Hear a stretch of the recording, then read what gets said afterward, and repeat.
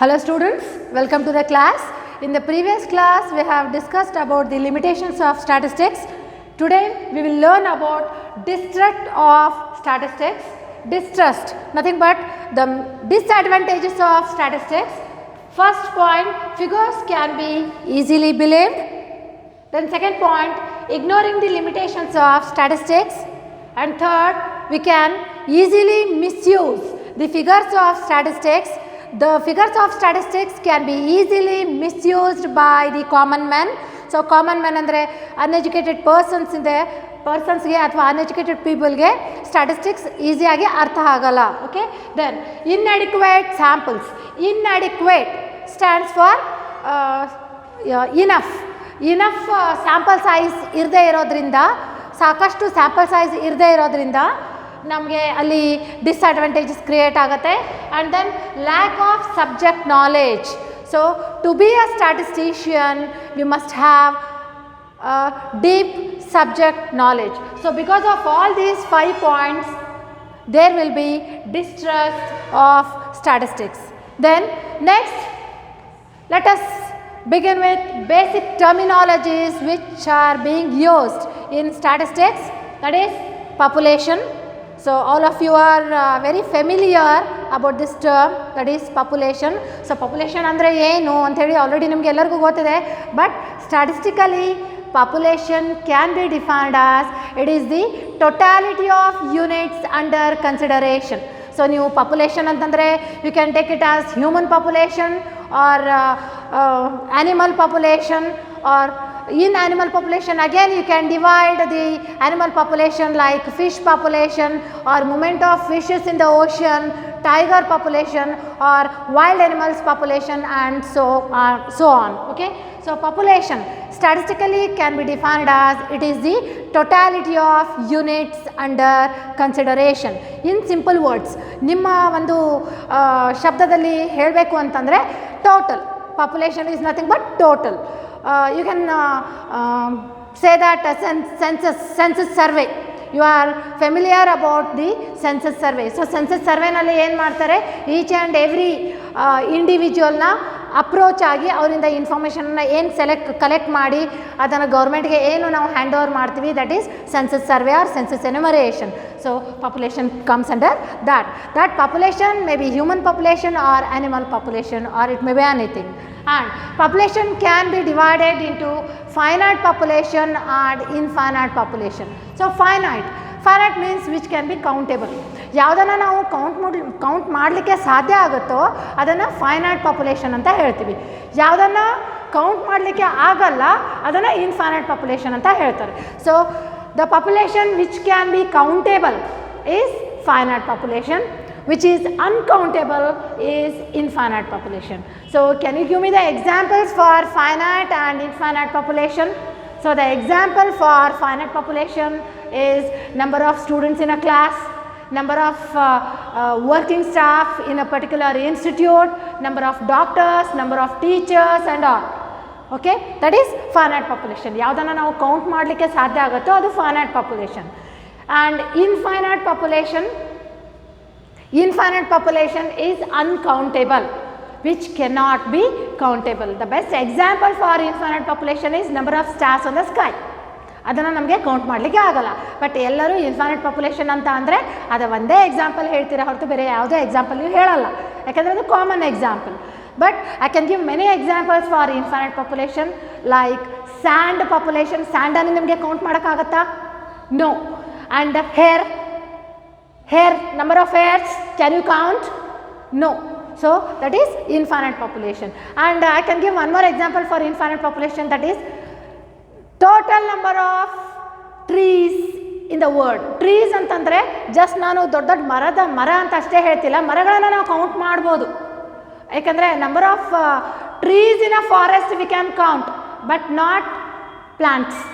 ಒಂದು ಸಣ್ಣ ಸಸಿಯಿಂದ ಹಿಡ್ಕೊಂಡು ದೊಡ್ಡ ಮರವನ್ನು ನಮಗೆ ಕೌಂಟ್ ಮಾಡೋಕ್ಕಾಗಲ್ಲ. It is highly impossible. That is infinite population.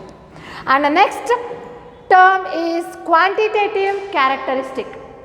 A characteristic is said to be a quantitative characteristic if and only if it is numerically measurable. Numerically measurable. Keep it in mind, counting is different, measurement is different. ಎಲ್ಲರೂ ಅಂದ್ಕೊತಾರೆ. For example, ನಾನು population ಅಂತ ತಗೊಳ್ತೀನಿ. Tell me whether population is quantitative or qualitative. I tell you the difference between quantitative and qualitative. Quantitative ಅಂತಂದಾಗ ಕ್ವಾಂಟಿಟೀಸ್ನಲ್ಲೇ express ಮಾಡೋದು, ನಂಬರ್ಸಲ್ಲಿ express ಮಾಡೋದು. Qualitative ಅಂತ ಅಂದಾಗ ನಂಬರ್ಸಲ್ಲಿ ಎಕ್ಸ್ಪ್ರೆಸ್ ಮಾಡೋಕ್ಕಾಗಲ್ಲ, just we can feel it, ಅದನ್ನು ನಾವು ಫೀಲ್ ಮಾಡ್ಕೋಬೋದು. For example beauty, honesty, clever, excellence, ಅದನ್ನು ನಾವು ಫೀಲ್ ಮಾಡ್ಕೋಬೋದು, ಆದರೆ ಅದನ್ನು ನಂಬರ್ಸಲ್ಲೇ ಎಕ್ಸ್ಪ್ರೆಸ್ ಮಾಡೋಕ್ಕಾಗಲ್ಲ. ಬಟ್ ಕ್ವಾಂಟಿಟೇಟಿವ್ ಅಂತ ಅಂದಾಗ ಅದನ್ನು ನಂಬರ್ಸಲ್ಲೇ ಎಕ್ಸ್ಪ್ರೆಸ್ ಮಾಡ್ಬೋದು. Like income, expenditure, then red blood cells, white blood cells, platelet counts, heart beat, pulse rate, respiration rate. So ಅದನ್ನು ನಾವು ಕೌಂಟ್ ಮಾಡ್ಬೋದು. ಆ್ಯಂಡ್ ಬ್ಲಡ್ ಪ್ರೆಷರ್, ಅದನ್ನು ನಾವು ಮೆಷರ್ ಮಾಡ್ಬೋದು. Height, weight, marks. Okay, and now you tell me whether population is qualitative or quantitative. Population is qualitative, not quantitative. ಎಲ್ಲರೂ confusion ಆಗ್ಬೋದು, ಯಾಕೆ ಪಾಪ್ಯುಲೇಷನನ್ನು ನಾವು ನಂಬರ್ಸಲ್ಲಿ ಎಕ್ಸ್ಪ್ರೆಸ್ ಮಾಡ್ತೀವಲ್ಲ, ಯಾಕೆ ಕ್ವಾಂಟಿಟೇಟಿವ್ ಆಗುತ್ತೆ ಅಂತ ಹೇಳಿ, ಸಾರಿ ಯಾಕೆ ಕ್ವಾಲಿಟೇಟಿವ್ ಆಗುತ್ತೆ ಅಂತ ಹೇಳಿ. Counting is different, measurement is different. ನಾನು ಮೊದಲೇ ಹೇಳಿದ್ದೆ ನಿಮಗೆ, ಮೆಷರ್ಮೆಂಟ್ ಹೈಟನ್ನು ನಾವು ಮೆಷರ್ ಮಾಡ್ತೀವಿ, ವೇಟನ್ನು ನಾವು ಮೆಷರ್ ಮಾಡ್ತೀವಿ, ಬ್ಲಡ್ ಪ್ರೆಷರನ್ನು ಮೆಷರ್ ಮಾಡ್ತೀವಿ, ಟೆಂಪ್ರೇಚರನ್ನು ಮೆಷರ್ ಮಾಡ್ತೀವಿ. ಬಟ್ ಪಾಪ್ಯುಲೇಷನನ್ನು ಮೆಷರ್ ಮಾಡೋಕ್ಕಾಗಲ್ಲ, ಅದನ್ನು ಜಸ್ಟ್ ನಾವು ಕೌಂಟ್ ಮಾಡೋದು 1 2 3 4 5 and so on. So population is qualitative characteristic. So a quantitative characteristic is said to be a quantitative characteristic if and only if it can be numerically measurable. Numerically measurable andre you can give the example for height, weight, marks, blood pressure, pulse rate, RBC count, white blood cells, platelet counts and so on. And qualitative characteristic which cannot be numerically measurable, adanna numerically measure madak agalla. Like beauty, honesty, excellence, clever, IQ level. IQ is nothing but the intelligent quotient of a candidate and so on. So that is qualitative characteristic. And next is variable. What is variable? A quantitative characteristic varies from unit to unit is known as variable. Variable belongs to quantitative characteristic, attribute belongs to qualitative characteristic. A variable which varies from unit to unit. Unit ಅಂತಂದರೆ ನಾನು ಇದರಲ್ಲಿ unit ಅಂತ ಅಂದರೆ ನಾನು ಏನು ತಗೊಳ್ತೀನಿ, individual, person to person. For example height ಅಂತ ನಾನು ಎಕ್ಸಾಂಪಲ್ ತೊಗೊಂಡಾಗ height differs from person to person.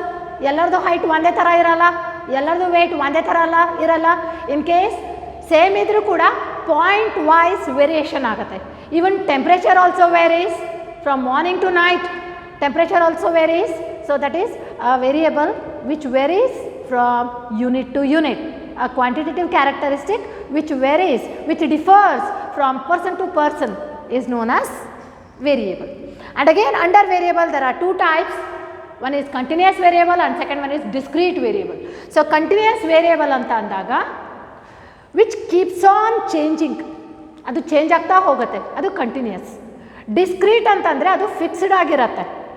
So continuous ವೇರಿಯೇಬಲ್ಗೆ ಬೆಸ್ಟ್ ಎಕ್ಸಾಂಪಲ್ ಅಂತಂತಂದರೆ ಟೆಂಪ್ರೇಚರ್. ಈಗ ಫಾರ್ ಎಕ್ಸಾಂಪಲ್ ಟೆಂಪ್ರೇಚರ್, ಒಂದು ಇವತ್ತಿಂದು temperature say 25 degree Celsius to 30 degree Celsius ಅಂತ ಹೇಳ್ತಾರೆ.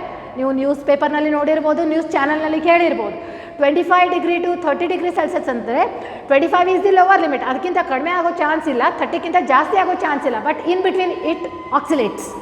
25, it may be 25.1 or 25.12 or 26.8 up to 30. So ಅದು keep on changing. That is temperature. Whether it is atmospheric temperature or body temperature. Body temperature ಅಂದರೆ ನಮ್ಮದು, atmospheric temperature ಅಂದರೆ ವಾತಾವರಣದ ಉಷ್ಣಾಂಶ. So that is continuous variable. Then discrete variable ಅಂತ ಅಂದಾಗ ನಾವು ಕೆಲವೊಂದು ವೇರಿಯಬಲ್ಸನ್ನು ಕಂಟಿನ್ಯೂಸ್ನಲ್ಲಿ ಮೆಷರ್ ಮಾಡಲ್ಲ. ಲೈಕ್ 25 to 30, 30 to 35 ರೇಂಜ್ನಲ್ಲಿ ಎಕ್ಸ್ಪ್ರೆಸ್ ಮಾಡೋಕ್ಕಾಗಲ್ಲ. ಯಾಕೆ ಅಂತಂದರೆ if we express the variable in range, range ಅಂದರೆ ಕ್ಲಾಸ್, 25 to 30, 30 to 35, 35 to 40 ಆ ಥರ ಕ್ಲಾಸ್ನಲ್ಲೇ ಎಕ್ಸ್ಪ್ರೆಸ್ ಮಾಡಿದರೆ it assumes decimal points also. 25 to 30 ಅಂದರೆ 29.99999 ಕೂಡ ಅದು ಎಕ್ಸೆಪ್ಟ್ ಮಾಡುತ್ತೆ. ರೈಟ್. 25 ಇಂದ ಸ್ಟಾರ್ಟ್ ಆಗುತ್ತೆ ಅಂದರೆ 25.1, 25.13, 25.18 ಅದನ್ನು ಕೂಡ ಅದು ಅಸ್ಯೂಮ್ ಮಾಡುತ್ತೆ. That is continuous. ಡೆಸಿಮಲ್ ವ್ಯಾಲ್ಯೂಸನ್ನು ಕೂಡ ಅಸ್ಯೂಮ್ ಮಾಡುತ್ತೆ. ಬಟ್ ಡಿಸ್ಕ್ರೀಟ್ನಲ್ಲಿ decimal values are not assumed, decimal values are not considered. For example, number of children per family. ಎಷ್ಟು ಜನ ಇದ್ದಾರಪ್ಪ, ಎಷ್ಟು ಜನ ಮಕ್ಕಳಿದ್ದಾರೆ ಒಂದು ಫ್ಯಾಮಿಲಿನಲ್ಲಿ ಅಂದರೆ 3.5 ಮಕ್ಕಳಿದ್ದಾರೆ ಅಂತ ಹೇಳ್ತೀವಾ? ಇಲ್ಲಲ್ಲ, ಕಂಪ್ಲೀಟ್ 3 ಜನ ಮಕ್ಕಳು, 4 ಜನ ಮಕ್ಕಳು ಅಂತ ಹೇಳ್ತೀವಿ. Are number of members residing in a family, 5 members residing in a family. Number of doctors working in a hospital, say 20 doctors working in a hospital. 20.1 doctors ಅಂತ ನಾವು ಹೇಳಲ್ಲ, ಮನುಷ್ಯನ ಪಾಯಿಂಟ್ ವೈಸ್ ಹೇಳೋಕ್ಕಾಗಲ್ಲ, ಎಕ್ಸ್ಪ್ರೆಸ್ ಮಾಡೋಕ್ಕಾಗಲ್ಲ. So that is discrete variable. Number of children, number of doctors, number of benches, number of students, we can't express it in decimals. And then attribute. So there is no much difference between variable and attribute.